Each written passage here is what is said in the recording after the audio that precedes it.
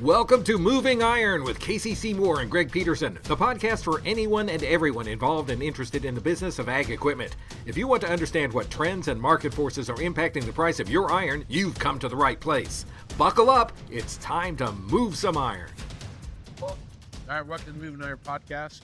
This edition of the Moving Iron podcast is brought to you by John Deere. I got Jason Cox in here. So I know you guys are used to seeing Machinery Pete here right now, but Machinery Pete fell and cut his face up and has like this whole thing going right now. Looks like he got kicked in the head several times. So Greg, wish you the best, man. I hope you get back into the saddle. Love to have you come back and be part of the Moving Iron podcast again. But right now you're going through the situation that you're going through. So God bless you. Hope you're doing well. Got Jason Cox here with me. Jason Cox, the guy I work with, and Jason Cox is one of those guys that came from outside the industry and came back in, and he has a lot of industry knowledge that's not related to ag. But the cool thing about what you do, Jason, and Jason comes from the automotive side. I'm going to talk about what he's doing right there. But as he comes back from the automotive side, a lot of the stuff that he talks about, to me, I'm like, that's the same stuff. That's the same stuff we do. Right. So, Jason, glad you could be on, man. Appreciate you having me, Casey. And I know I don't have 2 black eyes and 23 stitches, so I guess that qualifies me being available for a podcast today. That's right. That's right. So, yeah. I appreciate you having me. I've known Casey for about 4 years. Met him when he was on our dealer advisory council when I was working for another company. And his fascination with data and the things that he wanted to help his fellow dealers better operate their stores. He and I kind of made a connection with that. I'm the 4th generation, my family on the automotive side, and I sold in automotive retail for a few years before going to work for a company called Autotrader.com. And Autotrader.com was owned by Cox Enterprises, no affiliations, but that was their entrance into the automotive space was with Mannheim Auctions, which probably many of you are familiar with. Over the time I was there for about 12, 13 years, we either built or acquired companies that had developed a lot of different solutions to help people better manage inventory, manage their database, manage parts and service inventory and appointment setting. Because what was happening in our space was consumer behavior was shifting quite a bit. And I know we're talking about B2B and in this equipment space, and buyer behavior is changing there as well. But I started Autotrader in 2008, and the changes that started about a decade prior. And some of those same similarities I'm seeing happen here. What was happening in the late 90s, obviously the advent of the internet changed a lot of shopping, but more than anything, we were dealing with high interest rates. Sounds familiar here. We were dealing with margin compression. Sounds familiar here. And everybody was looking for a better way to become more efficient, basically, and effective with how they manage their operation, because they had to maintain their legacies. A lot of 3rd, 4th generation dealer businesses, much like I'm seeing here in the equipment space. Okay. And that's really where Autotrader got its start. It was started by a guy who worked for a newspaper company and saw an opportunity with a marketplace, and that's how it got started. Yep. So that's awesome that you laid that out like that. And I think you're exactly right. Margin compression, 100% right. You're looking at interest rates, 100% right, when you're there.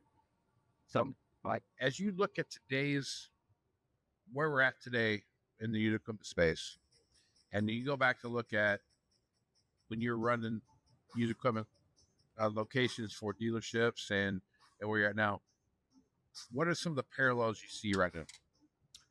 Well, what I see is a lot of dealers trying to figure out, one of the advantages I've seen in the equipment space is you have data on your customers. In the consumer space, we don't have that kind of data.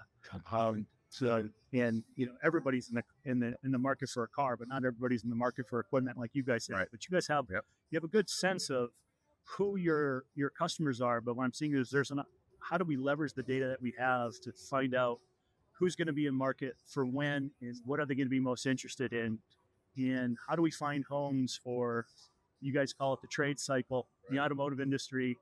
We were so focused on turn, and I'm hearing dealers in this space start talking about turn more and more, because that was the way for us to maintain high levels of profitability while margins were shrinking, while interest rates are high. We really had to depend on turn to minimize all of our floor plan expenses. In the car business, the average car, we're not talking about the prices we see here in A, the average price when I was in the auto industry was, roughly $25,000. Each parking spot on a lot, if you had 100 used cars in inventory, it's costing you $50 a day. Right.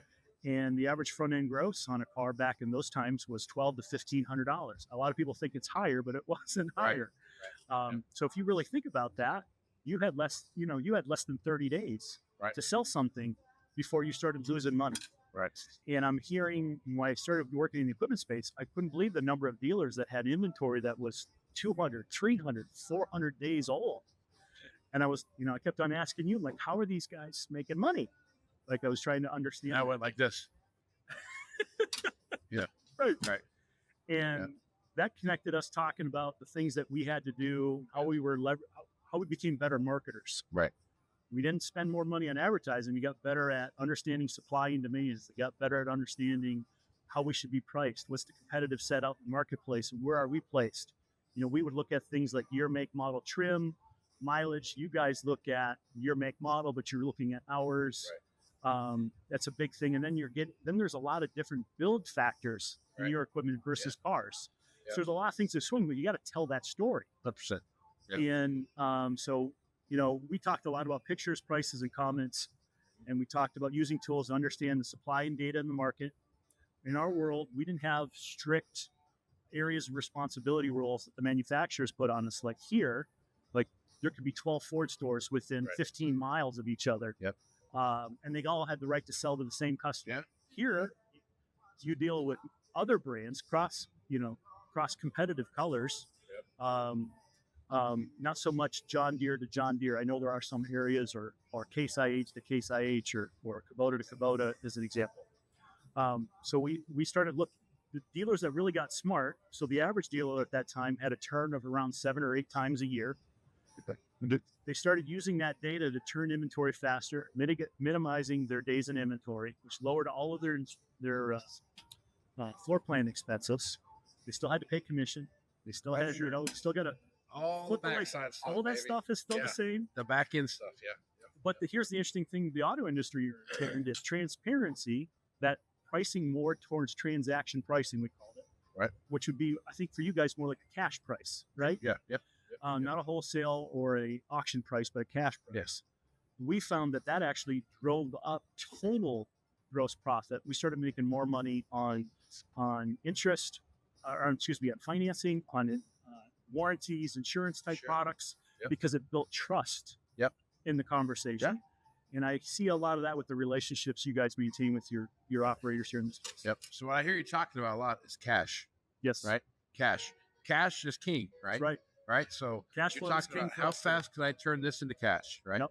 And it's the big thing about the equipment side of the business, especially the used side of that, is how fast can I take this $400,000 something, and I can sell that to turn that into cash, right? Yep. So take that $400,000 something, take your trade in, you get a $400,000 something, you trade it in, it's going to be a $300,000 something. I used to do these models all the time where I would do these integrals of washouts all the way through the line, and I would discount each iteration by 25%, right? So you have a new machine come in at X dollars, so this week, just easy numbers, $100,000. And not be it. Well, discount that by 25%, so I got $75,000, right? So the next one comes in at 25% of that, so and so forth down the line. Where do I get to where I know someone's going to write me a check, right? Yeah, I would too say I don't. The biggest thing on the equipment side, on the used equipment side of the business, as we look at things that are going on now, the biggest thing we look at right now is there's these 1 and 2 year old machines out there that are just so expensive, right? We're talking 600,000, 700,000, 500,000, 400,000, whatever the number is.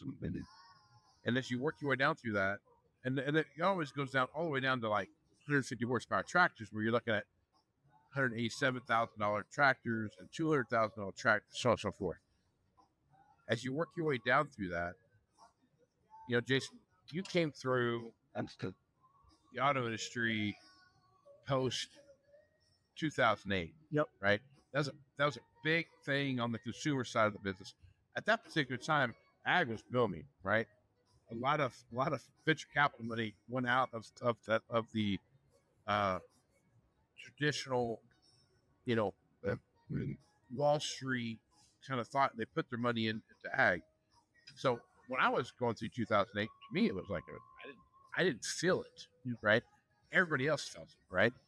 So as you're looking at through that process, as you looked at a downturn, how did you guys address that downturn, and what were you doing to stay ahead of that curve as best as you could to make sure that next time I take a trade in, I'm not 25% upside down just because of the shift in the marketplace?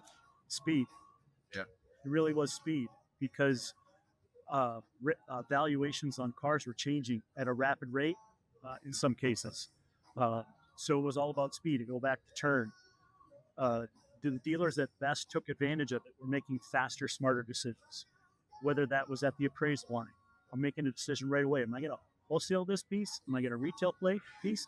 And even the more advanced people were going, okay, I have 16 locations in my dealership group. Where's the best location for this car to be sold? And so they didn't. The old ways were if it came in on trade at dealership 2, it stayed at dealership 2. Yeah. And really, that's not the dealership car. That's the owner's car, right? And so where's the best place to not only sell it faster, but maybe can I also make more money transacting with that car? Right. And that helped getting the car to the right location, whether that was states away or counties away. And then looking at supply and demand, understanding how many of those cars are in the market, how many of them are selling, because you get access to that data. And then, okay, how do I price it so I can sell this car? And, some dealers will say, I'll hold out for all the money that I want for 7 days. And then on day 8, I got to be more price competitive. I got to put it at transaction pricing, and then make another adjustment at 21 days. And because now I know my break-even days in stock, on average, most car dealers were less than 40 days. Yep. So talk to me, how did you find that number? Right. So I know what I did, right? I looked at auction value, I looked at retail value, I looked at wholesale value, I looked at all the stuff we had going on. And I came up with a number that said, hey, based on what I knew I could sell to a jockey for, what I could sell to if I took the auction, what it'd be for, and what I think I could sell for an auction or retail for. All that stuff came into play, and it got me a retail price, a cash price, and then a book value. And all those three numbers had relevance, right? They weren't just like some dartboard, Right. All those numbers meant something. Yep. How are you going through that process? Well, by the time I had gone to work for Auto Trader in 2008, there was a piece of software called vAuto that was created by a guy who was a second generation automotive dealer. His father had started a Ford Lincoln Mercury store. He was a lawyer by trade, but he was a data nerd, and he thought there was a better way. And he went around to companies like Auto Trader, Cars.com, and gathered up supply, demand data, and I'm sure many of you guys have had conversations like people with Machinery Pete or somebody over at Tractor House about how many search result pages my inventory had, or how many vehicle detail pages I had, or how many leads I had, and so forth. He gathered up all that information along with auctions. So people were by that time were having online auctions. You could see those values built into the tool, and see what cars were going for at wholesale. You could see what supply and demand was. You could see your retail history, and then obviously every good used car manager, used equipment manager has a network of jockeys / wholesalers that they have partnerships with. As a third course they called it an exit strategy, and the whole key was he had all that information in one place. I didn't have to look at gobs of spreadsheets. I didn't have to make a lot of phone calls. It was all sitting there. And you can make decisions right as you are appraising the trade on that particular car, or if you were at an auction making a decision, am I going to buy that car at the auction or this car at the auction? You were making all those decisions my great grandfather used to say there's an ass for every seat, but there's more asses for certain seats. Exactly right. Yes. And color mattered and all that kind of stuff. Yep. The whole key was having fast, good data and fast access to that data to help you make those decisions on day one. And the beautiful thing about what Jason just talked about, we're working on that very model today, right? And we're looking at a lot of things. We're taking customer data and we're doing a lot of predictive stuff along those lines. And I think we have a really good model in place that puts us in that position. The thing you talk about, Jason, more than anything is that I hear a lot of people talk about how the equipment space is slowly transitioning into the automotive space. And I've read a lot of Del Pollak's books about what we're doing here. And there's nothing in those books that I haven't followed, that I haven't done, right? And I haven't looked at.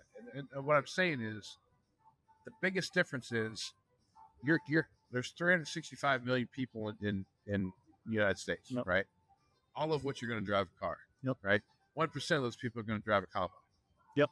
Right. So as you start looking at those things, you put those things together, the biggest thing that you come from is what I've found about used equipment. It doesn't matter if you're talking about cars, combines, or semi trucks. Doesn't matter. The fundamentals are the same. It's the velocity of which that you go up into those things. Yep. That really changed how you look at that, right? So to your point, I got 30 days to sell a car before I'm out of money. Now, I would say on the equipment side of that business, probably the same 30 days. If you really dove into the metrics that are associated with that, you probably got 90 days before you are truly at zero. Yep. Right. What you're talking about is the differences in the way that things plug along.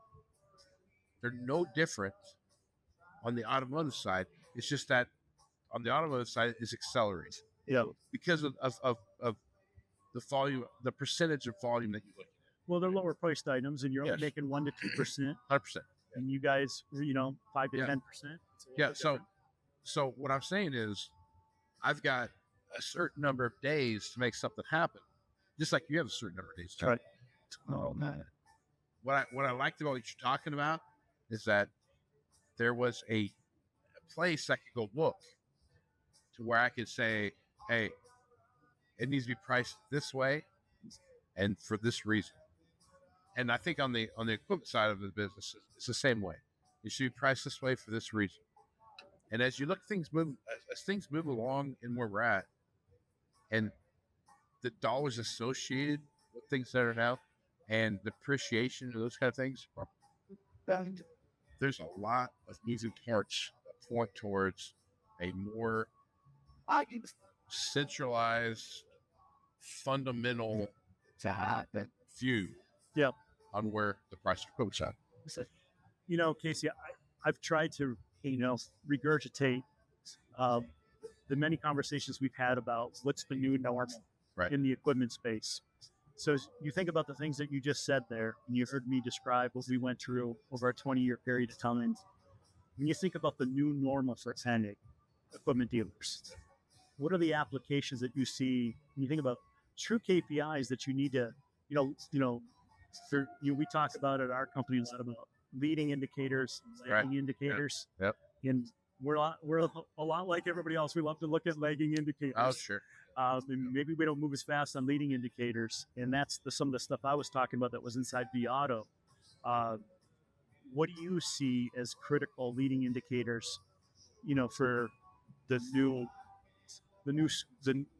new ag business model that you think that we're in the new normal, as you call it? I think a couple things. One is so I've had so many conversations. I had one tonight with a guy. This man watching. The percentages of depreciation haven't changed. The dollars associated with that have, right? So you're talking about you buy $800,000 combine, it's still 25% depreciation. Yep. So you're a smart guy, right?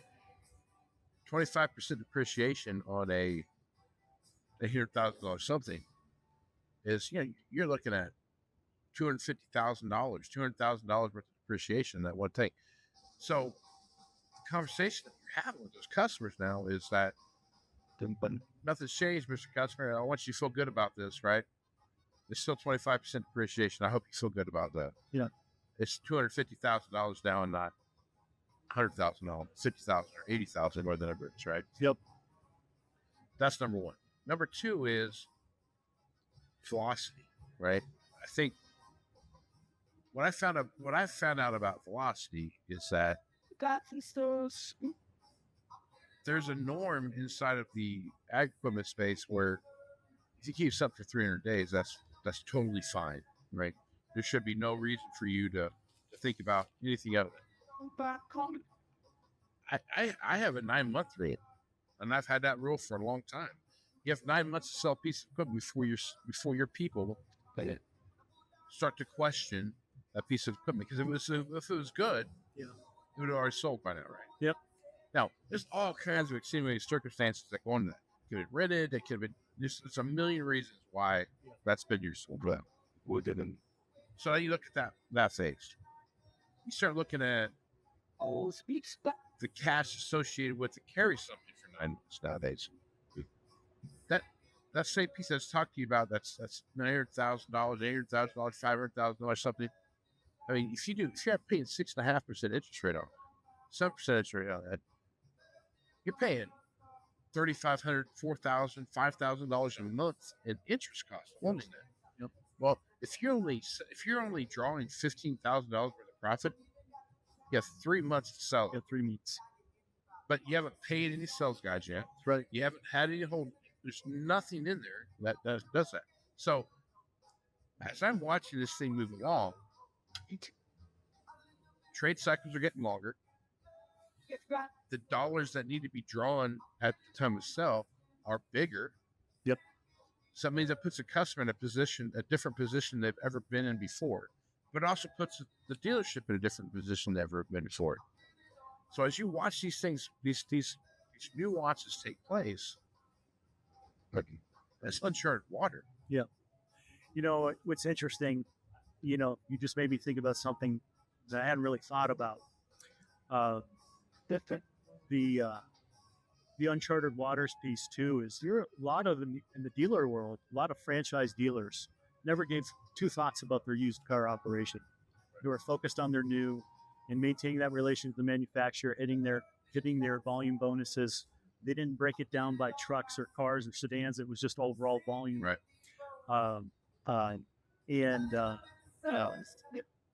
They realized that one of their largest profit margins, we know the used department is your number one customer in service where your highest margins are, so you're making great money there. Yeah. But they didn't realize how much money they were missing out on in their used car departments. And when new wasn't selling at the same rate, because the other thing that was happening, this is what made me think of it, is cars started being made better, which changed the timeline. Leases weren't as popular like they were in the 90s. And so that turn cycle of how often somebody was buying a new car was starting to get lengthened, and they weren't making as much money on warranty repairs or slightly after warranty repairs. They had to find different revenue streams. That was another thing that pointed them towards used cars, and making sure that, we weren't just stuffing all of the money in our used cars to get new car deals, Right. to get volume bonuses. That sounds familiar. Yeah. Right. I just see a lot of common areas, and I'm still new, trying to get more of a PhD in what our used equipment managers have to deal with every day, and our heads of sales and owners in the equipment space. But I see a lot of similarities, and I think there's tools that are going to come to market really quick. Hopefully, with your assistance and your understanding. And we talked to several dealers last week about what we were thinking about, and we saw a lot of light bulbs going. Right. That they were saying, I think there's a different way for us to look at it. I think you can help us make smarter, faster decisions. And, the beautiful thing is, I think dealers in the equipment space have more valuable data of their own that they've acquired for decades. So much data, dude. Our So dealers much didn't data. have that. Yeah. You know, But it's the repeatability of that customer, right? How many times do you have a customer? How many? If you sold a car to the same guy twice, how rare was that? Thanks. not so rare in the 80s before the 1990s. Right. Less rare since the 1990s Right. because we all know loyalty's down. Sure. If people are just not as loyal as they used to 100%. be. Yeah. 100%. And they have access to more information. 100%. That's the other side of it too, is that the internet has made a very small world. I remember when I was a kid going to auction with my grandpa. If you lived, I mean, even when I first started doing this in the early 2000s, the world that you lived in from an ag space was about 100-mile radius, maybe 200-mile radius at the tops. And that was the world you lived in. And you see cell bills come in from everybody else. But once the internet started coming in and you started putting stuff online and this, that, and the other thing, and advertising machines from everywhere else, that 200-mile radius thing just got blown out the water. Yep. I mean, it just disappeared real quick. So One last thing I would leave with regards to that too is the other thing that shifted with all of that. Margin compression is happening. People have more access to information, and you have to get more price sensitive with your inventory. You've got to also enable your salespeople to be able to hold on price. Yep. You can't get the same discounts that you were doing before. Right. And you have a customer base that was used to hard negotiating. Start high, you go low, Right. work your way in. Yep. And if you're now more towards transaction prices, you have very small margin to give a win to your customers.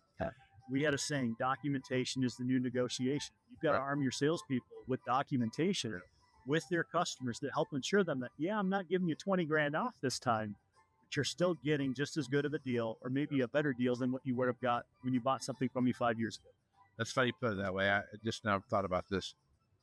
One of the guys that I learned the business from was an old Army guy. I think he was an Army guy.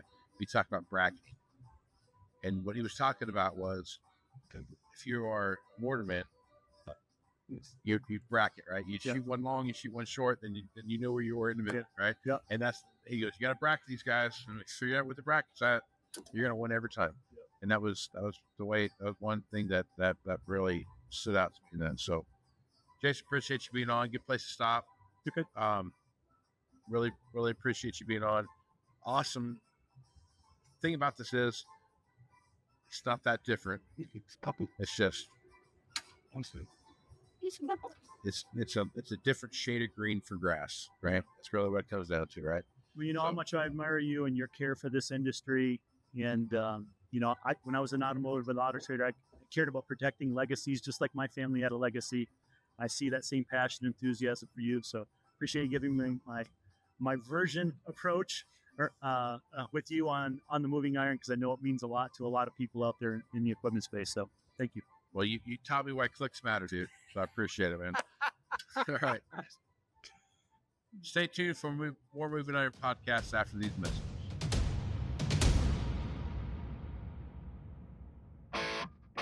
Looking for more accuracy, more productivity from your current planter? Let's get exact with precision upgrades from John Deere.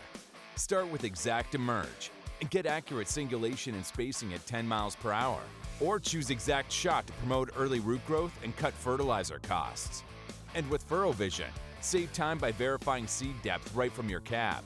Visit johndeere.com/planner upgrades and see why nothing runs like a deer.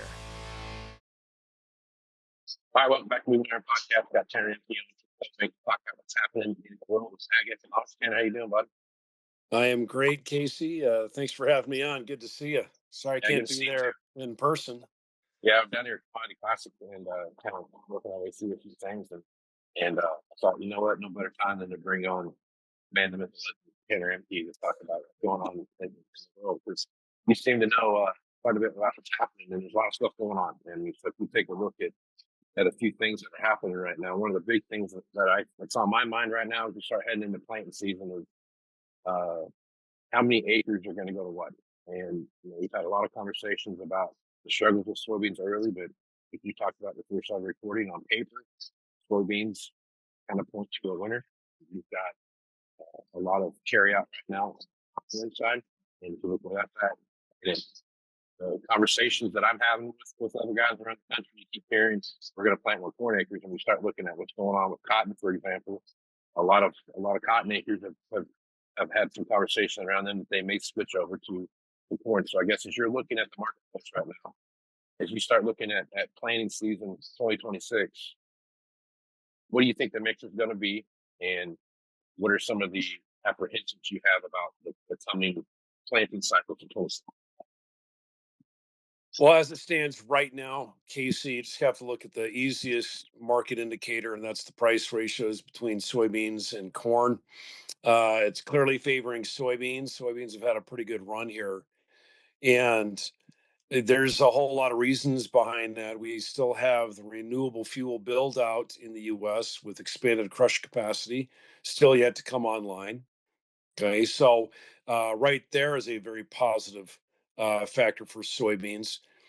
We did have a recovery somewhat in exports. There's this expectation that China is going to continue buying some more soybeans from the U.S., irrespective of the fact that Brazilian offers are cheaper. It's assumed that the Chinese still want to continue maintaining a good political relationship with the United States, despite the Supreme Court's ruling on the IEPA tariffs that said that Donald Trump's tariffs are illegal. But it appears as though the Chinese still are in the game buying from the U.S. We'll see what happens longer term, but these are fundamentally positive things for soybeans. And then also, Casey, when it comes down to choosing a crop rotation,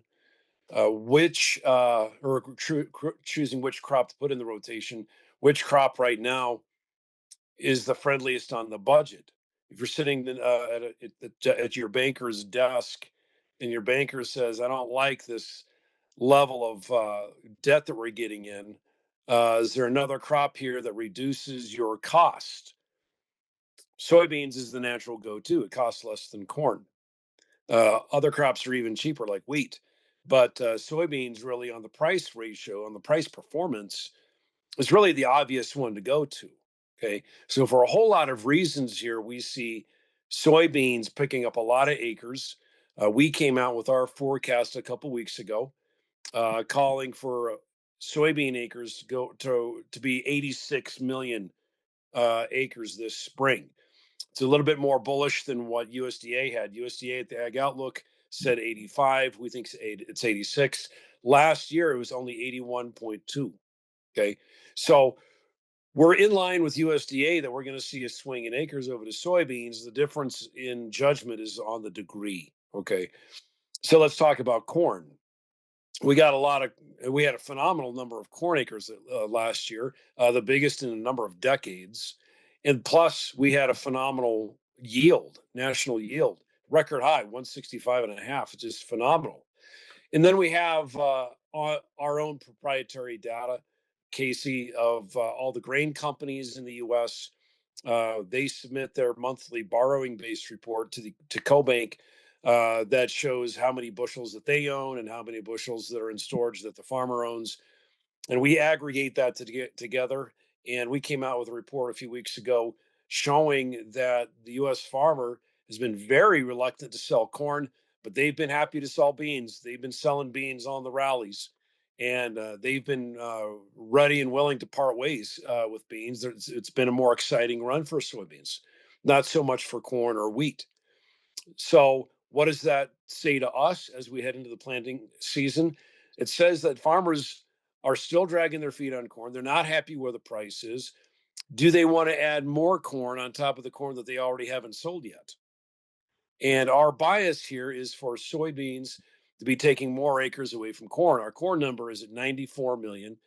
That was in line with USDA. A lot of the private forecasters out there were putting acres more like around 95 or even more than that, 96, even 97, I've heard. We're not there. We are on the lower side because farmers are still carrying a huge amount of corn that they have not sold yet, the biggest on record. And the price ratios are indicating that soybeans are again, the better marketing opportunity versus corn. So nationwide, we're anticipating soybeans to be taking more acres away from corn. And then you have a number of other crops. Grain sorghum, for instance, has not been performing as well in terms of basis out on the plains. Again, that has to do with China. China is the number one market for grain sorghum, and the Chinese are indeed back in the market buying grain sorghum again, but we've still got a ways to go to catch up on sales. We still have piles of milo all across the central and southern plains. And so there's going to be an acreage shift there out of grain sorghum. Some of those acres are going to go to corn, some will go to soybeans. And then in the south, you have rice. Rice prices have really taken a beating over the past year. Of the grain complex, rice is the worst off. Last year, rice prices were down over 20%. Soybean prices were actually up. And so when you get into those southern states like Arkansas, Mississippi, Louisiana, Missouri, in the Boot Heel, you're talking about an area that's very geared towards soybeans, and soybeans are more common than rice even. So we're anticipating a lot of those rice acres to switch over to soybeans. And we're thinking rice is going to come back by about 25%. Some have even said more than 30%. Okay, so soybeans will be picking up those acres. Cotton, we see those acres coming back yet again after another year of last year's big reduction. And being the South, we think again, a lot of those acres are going to be going over to soybeans. Some may go to corn, but really, again, because it's the South, we think the bias is probably going to be towards soybeans. Then you have some other crops like hay. Hay prices are still in the tank. There's no money in hay. And some of those acres are going to be coming out. Some of those acres will go to corn. Some will go to soybeans. Nationwide, we think, though, that the big story is going to be soybeans. The outlier here, Casey, is going to be the northern plains. We're talking about the Dakotas that are very exposed to the Chinese market. It's that Chinese corridor, if you will. The northern plains market was built up to feed Chinese demand. And their basis, although it has recovered somewhat, it is still pretty wide. Okay, so cash basis up in the Dakotas is not favorable, and so that would be the only outlier, Casey, where we see acres actually going to corn. Up in the Dakotas, they've had a couple of good years now with corn in terms of yield. The corn acres just keep moving west. Farmers have had really good luck there. And I think that farmers are now thinking that the genetics are so good that corn works up in the Dakotas like it does in Iowa. And so I think there is an opportunity here for farmers to be switching more acres out of soybeans and over to corn, even if it is two consecutive years of corn on corn. They're going to be biased towards corn just because of the basis on soybeans is so weak, but also because the yield advantage on corn has been impressive. And I think a lot of farmers are going to try that for a third year in a row. Yep. Okay, so you brought up a good point there. We're talking about cotton. As you look at cotton right now, there's so much there's so much going on right now when you start looking at how cotton fits into the picture. We start looking at clothing manufacturing. There's so much more polyester, nylon mixes, and those kind of things. New stuff coming out all the time as far as fibers and those kind of things go. Do you think long term there could be more soybean acres in the south than there are cotton acres, or what's your thought there as you look at that? A lot of it also depends on insurance. We've had under OBA, the One Big Beautiful Bill Act, a change in insurance policy, insurance rates. The government's involvement there in cost going to 90%, and then the base acres changing, and that's going to retain some cotton acres. That's been the insurance story there is favorable to cotton. So I'm not so certain that we're going to see a wholesale purging of cotton in this country, simply because there is a fundamental floor there in terms of base acres that's going to support cotton. But if it is up to the farmer in terms of trying to find a new source of revenue outside of cotton, then soybeans would be the more logical choice. There will be some acres that will probably go to corn also. especially if they're in the southeast and they've got a hog market nearby or poultry. Perhaps there might be an opportunity there in a local, if you have a local market, a local buyer for the corn. But because soybeans perform well in the south versus corn, it's probably going to be biased to corn. Excuse me, versus soybeans. But corn does have an opportunity in some local areas, so I wouldn't completely count that out. Yeah. So let's talk about proteins real quick. We're looking at this, and I know you bank calls and stuff real closely. You're the grain guy, so I'm kind of picking on you here a little bit. But when you look at, I look at the current state of the cattle marketplace, and I'm looking at the aging population of the rancher that's out there now, and the number of folks coming back that are going to come back into cattle operations. It's like anything else. There's a lot of those operations that aren't going to have folks come back in. I look at it from the perspective of a lot of guys are at the tail end of their career. They're not willing to throw their chips back on the table one more time. That most of these guys have probably been through 5 to 7 busts, depending on how you look at it, and 5 to 7 peaks in price, depending on how you want to look at it. And as you watch that thing move through, they just came out of one. They're tail end of the career. There's nothing out there pointing towards a big resurgence in um, growing the herd back because of why pairs and calves are what they're cost right now. So if you're watching that take place, as I look at the kind of the tea leaves right now, I don't see a situation where the cattle market is setting itself up to be back into a growth cycle until something happens with feed corn and feed and those kind of things and what the price of feed looks like to bring the price of cattle down to where you can start looking at some regrowth. As you look at that, what are your thoughts on that, and how do you think that plays out over the next 12 to 18 months? Well, our animal protein analyst Brian Ernest talks about this, and it sounds like from his analysis and from what we hear from out there in the industry, it's going to be a little while yet before we see a serious rebuild in the herd for all those things you just talked about. Do you want to take money off the table now?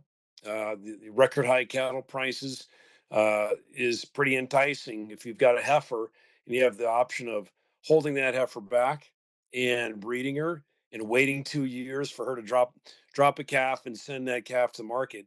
That's 2 years from breeding all the way to market of that calf.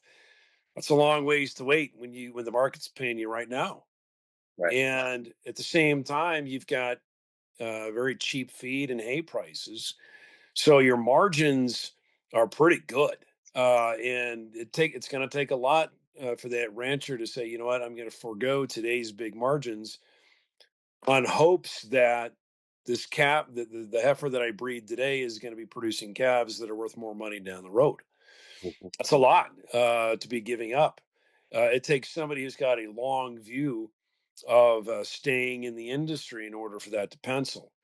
And if you just said it, Casey, if you don't have a generation behind you ready to come up and take over management of the ranch or the cow calf operation, uh, then it's a harder sell for that rancher to say, yeah, I'm going to hold that heifer back. So I think there's a number of things slowing the delay in the rebuild of the herd. You also have screwworm down south of Texas, which is restricting the amount of cattle coming into the U.S. from Mexico. That's tightening the herd as well. But in terms of how long is it going to take to rebuild the herd, it's going to be a couple of years, from what I understand. The life cycle of the animal is just so long. It's not like chickens. Right. Remember when we had record high egg prices? Mhm. Not anymore. Right. That problem went Yeah. away pretty quick. Yeah. Perhaps maybe, we wished it was faster, but it happened really fast. We now have egg prices in the tank because of the cycle. How long does it take for a chicken to hatch and then get to breeding to laying eggs? It's a few weeks, and you're in business. So eggs are different. Or the same thing with broilers. The life cycle of the chicken is different from the life cycle of the steer. So the I think here we're really got to take the long-term view here, Casey, because these are generational issues with ranchers, and the life cycle of the animal is so long. So it's going to be a few years yet before we start rebuilding, and that means we're going to continue to have strong cattle prices. But we forgot to talk about the consumer here. Right. The consumer isn't giving up either. The consumer just won't quit beef. It's ridiculous. Rather than quitting beef, they're trading down to cheaper cuts of beef. Some of that is spilling over into pork, and you can see that reflected in pork or hog prices in the pork cutout. But the consumer just will not let go of beef. It is the preferred protein, and I'm sure when you're down there at the Commodity Classic and you're going out to the restaurants, Casey, are you going to have a chicken breast, or are you going to have a ribeye? Really? Yeah. You know what I'm Ribeye. saying? Yeah. It's an entirely different experience. The consumer experience for beef is on a different level, and that's why consumers are not letting go of it. Consumers demand that experience that the other proteins don't offer. So that's the other side of the equation here. And if they can't have a ribeye, then they're going to have the New York strip. If they can't have the New York strip, then they're going to have maybe a T-bone. You know what I'm saying? They're going to trade down. They're not going to necessarily quit beef. They're just going to pick up different cuts of beef. Flank steak. They're going to go all the way down to hamburger, but they got to have that beef, right? So that's part of this equation too, is that demand is not slowing down. The consumer has simply made their vote. We love beef, and we're going to stay. So now on the production side, it's a question of how long it's going to take, and it's going to take a few years yet before we get a serious rebuild. All right. So you brought up poultry. So we got to talk about black swans. As you're looking out there across the spectrum right now, we got this possible war with Iran that we're talking about. We're moving various carrier groups, all the different stuff over into the Middle East. Yeah, Middle East. That's always a tricky one, right? Has anyone ever been able to predict the Middle East with any accuracy? That's in the worst case scenario. Let's say, as you mentioned, we're watching that because we've got aircraft carriers parked outside of Iran, and most of the world's oil trade flows through the Strait of Hormuz, right there in that pinch point next to Iran. And so, if there were to be a military engagement with Iran, that it escalates beyond just simply bombing them like we did last year, because remember, it was the Israelis that attacked Iran, and then we came in and we bombed that nuclear facility. And then we were out, and it was story done, done and over. And energy prices hardly even budged. Well, now is this different? Okay, we've got aircraft carriers parked outside of Iran. What is this all about? Where is this staging something, or is this simply a theatrical show of force to try to convince the the Iranians to capitulate and hand over the government uh, in a regime change where no one dies, where no Americans die. Right now, there's tens of thousands of Iranians that have died, unfortunately. Uh, but what this means is the regime is quite unstable. Okay, they are not on solid ground right now. So maybe what this is simply doing, maybe what the Trump administration is doing, is simply taking this vulnerable situation and using it by applying a little of force and saying, "Hey, we've got some aircraft carriers parked here, and so you need to do something. Otherwise, we'll do it for you. We're going to change the regime for you." Now, does this transpire into U.S. American soldiers with boots on the ground? That's a whole other story, and I don't have any thoughts on if that's even possible. I would venture a guess if you were to ask me what my over under is on that. If I were to put a percentage on that, I'll call it 20%. I don't think it's high. I think this is a show of force. But then again, remember Iraq? We had we had a lot of we were doing the same thing. We staged a bunch of ships outside of Iraq, and then we invaded. Yeah. So don't look at me for answers here, Casey. You haven't got I you don't haven't got think the it's going to invite yet, happen, but as soon as you say it'll never happen, that's when it happens. for sure. All right, Tanner, good place to stop there. You have a lot of research over at CoBank. If folks want to find that research, what's the best place to go do that?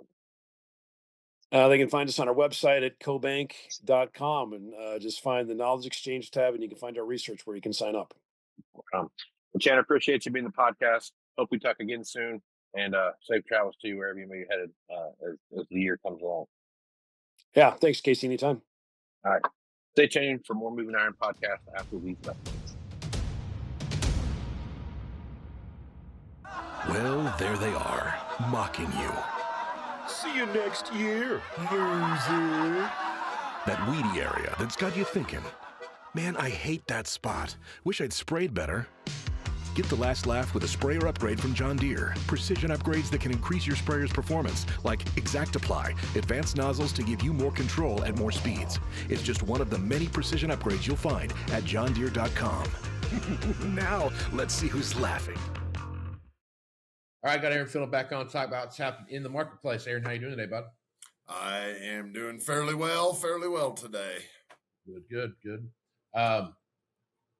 We were talking about this before we started recording and just kind of thinking about what we were going to talk about and working our way through it. And the thing that we kept coming back to is that it hasn't gotten any worse, but it hasn't gotten any better either. So just because it hasn't gotten any worse doesn't mean it makes it feel any better, right? So as you're kind of working through this, I know you get a million phone calls a day, kind of talking guys through what they see happening with their equipment and kind of some stuff they should be doing. And what are a couple things as you look at the marketplace right now? If you're in the market to buy something, what would you be talking to somebody about right now? Oh man. What it feels like across the country with other dealers, us, just, the pulse on what's going on. Nothing is a runaway by any stretch. It feels like once we got, what was that, 2 years? Yeah, I want to say 23s. Because everybody ordered them in 21 and they finally showed up in 23. Planners. 24-row planners are far more interest than they have been. I would say, and we talked about this about a year ago. I state dealers I'm buddies with, 24 rows been a struggle, big time struggle. They kind of had that 2014 all over again in pockets of the Midwest where everybody came and got a new planter at once, and then the lot's full of planters, and then, oh man, now what? Or rolling 1-year-old planters, that kind of thing. And we out here, we do so many, I shouldn't say so many different configurations. There's two. There's 3-pointer pull type, but amongst the pull type, you're going to have, we still got a decent, economy fold 1760 base in your 12 rows. We got plenty of 24-year standard 24-row pull type planter, semi-mount, 2-point hitch, whatever you call it. And the bread and butter for us and 3 other states is the stack fold. So given that we do so many of those, and we've got stack folds from 12 to 24 rows, lots of 24 rows, actually, DR24s, we never get too much of a slug at one time with planters, which is beautiful. Everybody runs a Class 8 combine, that's a whole different deal. But when your planters are, even take a a 16 row 3-point planter. We sell 3 different versions of that. There's your 1725 stack, 1725 stack CCS, and then you go to your DR planters. And we do a boatload of DR planters, Deere Orthman. So I mean, you could have a 16 row planter and it could be 5 different configurations. At times, that isn't the best thing because they get hot in groups through the years. And always one of those is a redheaded stepchild at some point. And why, never have figured out. But most likely because it was the last hot wave. So everybody that everybody that wanted one got one, and here we are. But we've seen, or at least I've seen, 24 rows, late model low acre 24 rows having some popularity. The 8Rs, which I know you and Greg talked about, the firming up of that market toward the end of last year. You and I talked about it a little bit. And it does seem to be there. There's still plenty of those tractors on the market. As we've also talked, it's a great thing. There's not 10,000 25s coming, but there's still a somewhat realistic market there, is what I would call it. Obviously, given cattle market, things related to that are moving very well. Loader tractors, for us, it's the, say, 140 to 200 horse loader tractor has been pretty good. Haven't seen, windrowers, used windrowers have had a pretty good swing here lately. Must be irrigated, guys, because we have no moisture at all. So there's the way you opened it, Casey, was spot on. Nothing has gotten any worse, but nothing's gotten any better. That what I would say is better is there's been enough flushing the last couple of years where now you're in you can at least hold all of the balls in the net. They're not spilling out, but the net is awful full. That's how I would look at it. So plus there's so much.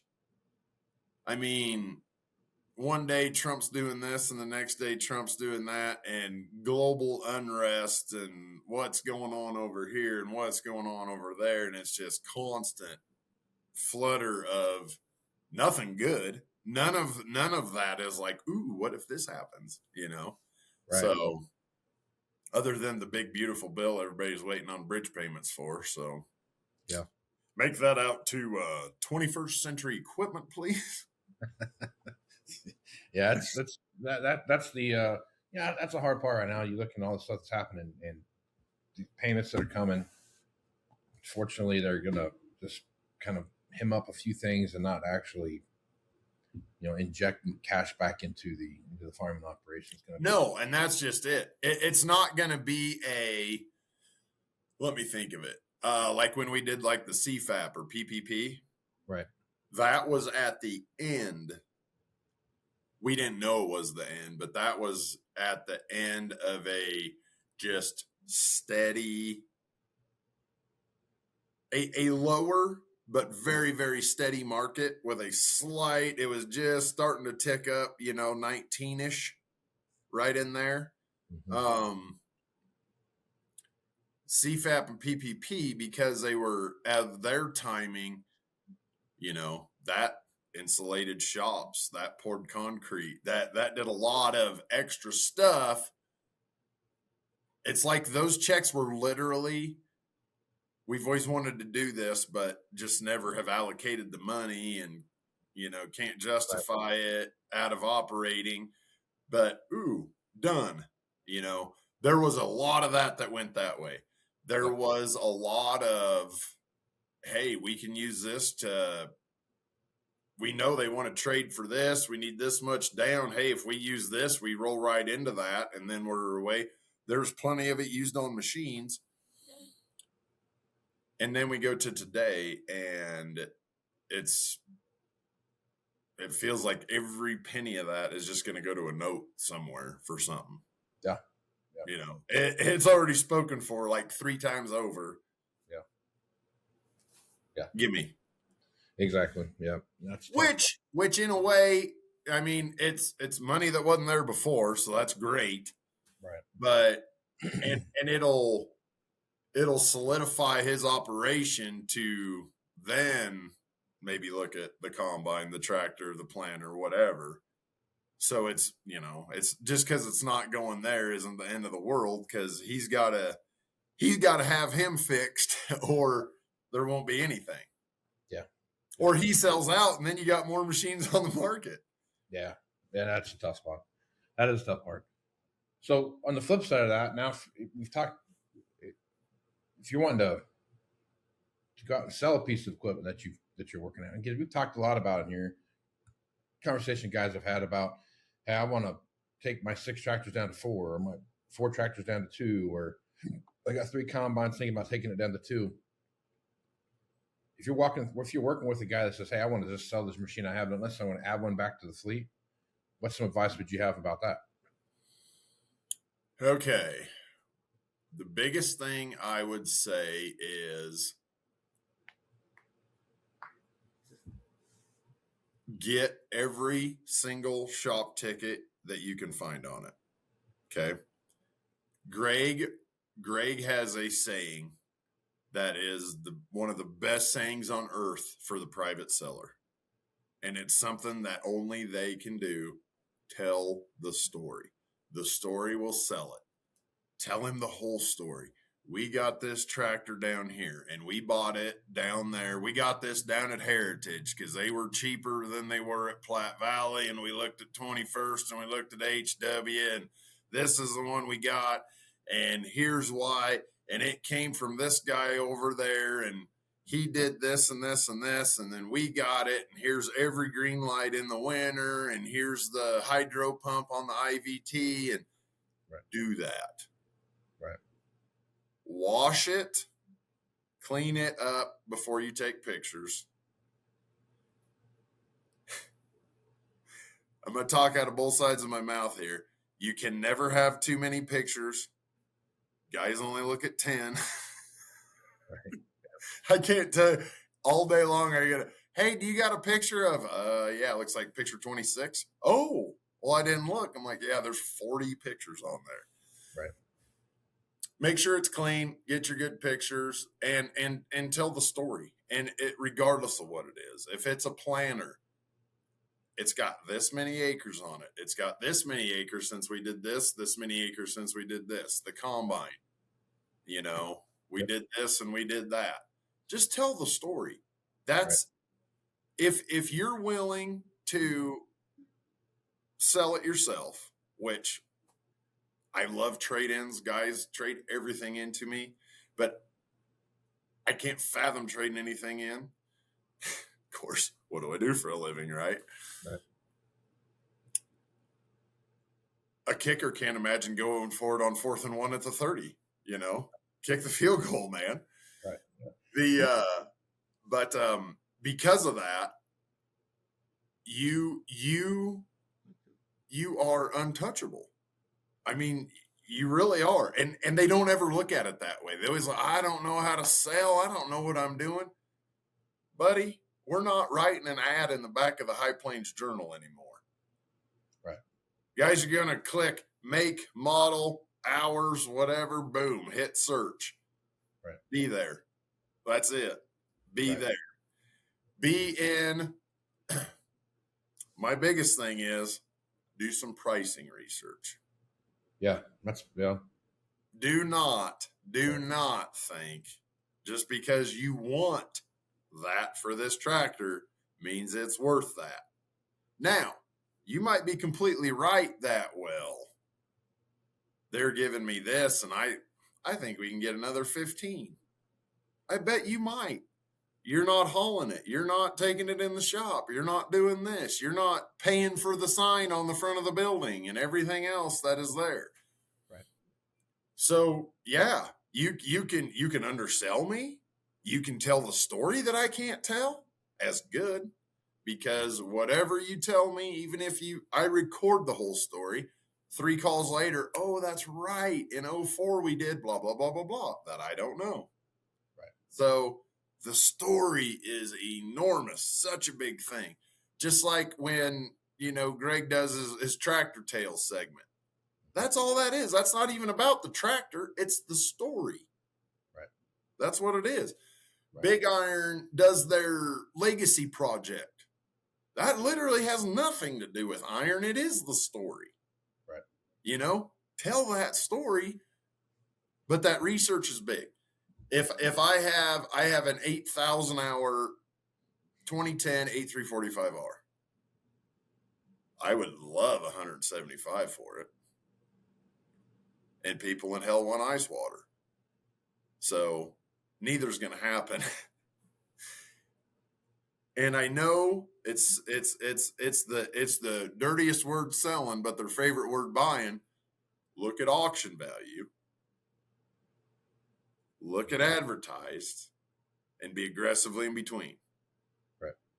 If that fits wherever this is and wherever this is your playground. Right. Be under this, be over this. You're golden. Yep.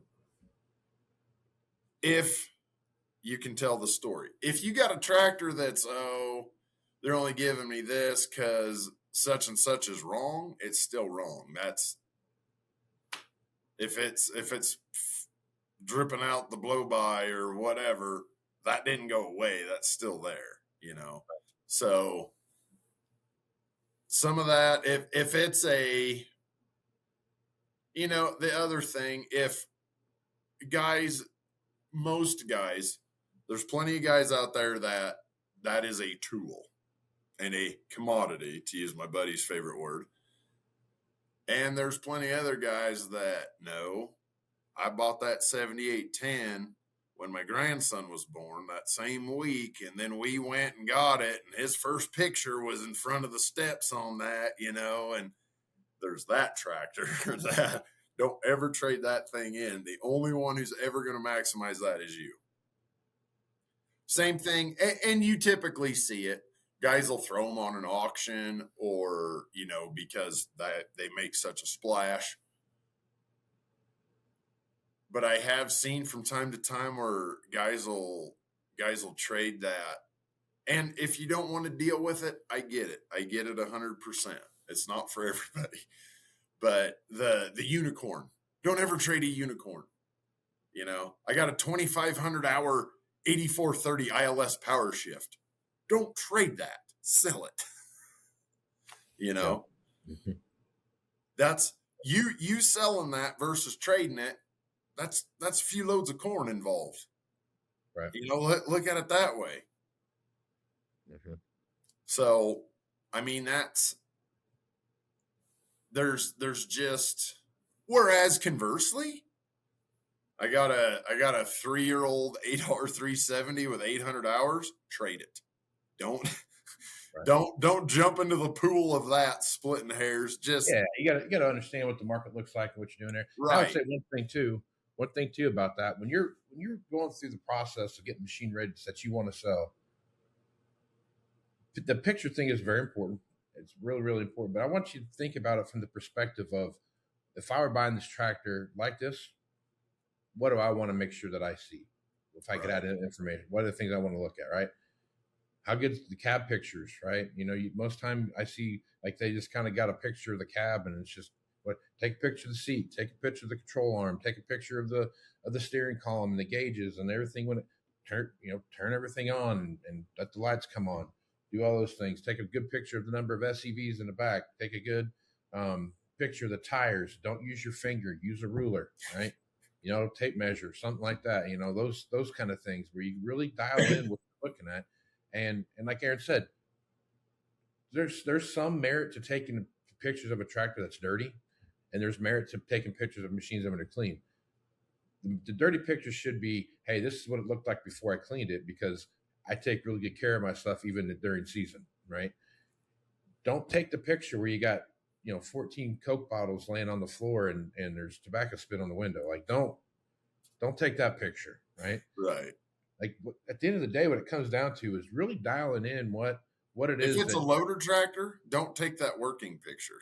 No, exactly. Yeah, exactly. But I think only do those cleaned up.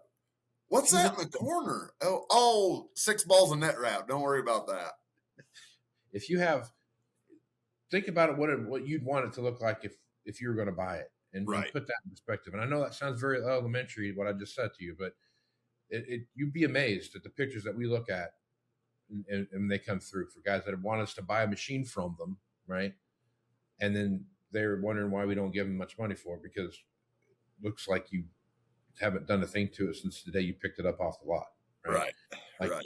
That's one thing you mentioned there. I'm against it on the dealer side, and it drives me crazy.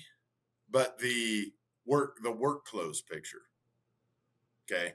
As a dealer, I hate it. We have some of our guys love to leave it in there because that's what it looked like. This is what it looks like now. Okay, I know how we operate. It probably got washed, and now it's sitting on rock instead of on grass. So, right, like just use the new pictures. This is our tractor. That was his tractor. See, There's the story. That was his tractor. This is our tractor. Okay, different tractor, combine planter, whatever. But to your point, if you're selling it yourself, yeah, that's a great. Hey, it's May 10th. I'm finishing up beans. I've been planting with this thing for a month, and I'm going to, we already know we're going to sell it and update this fall. So, it's 10-year-old, 5-year-old, whatever, but get trash out, but still work clothes is a great picture. Not your main selling pictures, but say you got 20 pictures on there, 4 or 5 work clothes, and then the rest, hey, we washed it up, we serviced it. See there, the white pin on the filter, we wrote the hours, and that's a neat angle for part of that story as well. But only do that if you're the guy that's. I've had plenty of customers that at the end of the day, when they got done running the combine, got the air compressor out and blew the machine off, right? And did that kind of stuff. At the end of the day, planting, they blew all the dust off the tractor, right? They blew all the dust off in the back where the SUVs were at, so it wasn't a big giant mess at the end of that. On the flip side of that, you don't need rear wheel weights because there's enough grease and oil collecting dust out of the back of the tractor that it's caked on so much that it replaces one whole wheel weight, right? I mean, like, you don't. If you're one of those people that are anal retentive about cleanliness with your machine, show that, hey, during the season, this is how good I take care of my tractor. Right. If you're not that guy, don't take that picture, right? But only if you're that guy, right? So, show that picture, because again, it comes. The guy who puts a piece of carpet over the floor mat in the cab. That's a great example. That guy, right? Yes. Still got the plastic on the seat. That guy. Yep. Those are the kind of things that don't unfold that buddy seat. We've never done that. No one's sat there yet, so you don't get to. But that kind of stuff is what really tells the story about a piece of equipment. And the more that you can do that, the better opportunity you're going to sell for maximum amount of money. Absolutely. You just throw it out there. You're one more in the sea of however many that you're trying to compete against, and put a life vest on your machine and let it rise to the top so people can see it. And I think if you do that, take some videos of doing whatever, going around, do whatever, take some videos of it running and put that out there too. But again, stand in front of the camera, say, this is a tractor we bought back 10 years. We did Here's all if you're interested, here's all the stuff we got, and you got a folder stuff or whatever it is, and put that out there, because again, I don't know you, you don't know me. I'm trusting what you give me, and I can only go as far as the evidence that you give me that it is worth what it's worth. Right. And if you want maximum dollars for your machine, you better have maximum reason why it's worth that much. And that's really what it comes down to. So, Nope, that's pretty spot on. Yep. All right, dude. Good place to stop. Folks want to reach out to you, get more information about High Plains Wholesale. What's the best way to do that? Well, you can catch High Plains Wholesale on Facebook and TikTok. My social media, I share the same video specials. What do you call that? If it's just a picture, static ads as well, other than video and static. There we go. Static ads as well. My socials, just my name on everything, Facebook, LinkedIn, X. So that's where you can find me, or you can call me or text me, 308-760-1193. Right on. Casey Seymour, you can find me Facebook, X, Instagram, LinkedIn, TikTok, I think maybe. And you can also go to over on AgWeb under the podcast section. You can find the audio version of this podcast. You can also go to the Farm Journal YouTube page. You can find it here as well. And if you're a subscriber to Farm Journal TV, you can watch this there as well. It's on there as well as, and you can binge watch it. So all the episodes are there. So check it out. If you are going to Commodity Classic this week, I'll be there. Me and Greg Peterson will be wandering around, so look us up. Love to have a chit chat with whoever wants to come by and say hi. And but I also want to say thanks to Greg and Aaron and Tanner Ehmke for being on this edition of the Moving Iron Podcast. So with that, I'm Casey Seymour. Let's go do some iron, folks. Thanks for joining us. We'll see you again next week. And remember, Moving Iron is available on Farm Journal's YouTube channel and anywhere podcasts are found. So until next time, let's move some iron.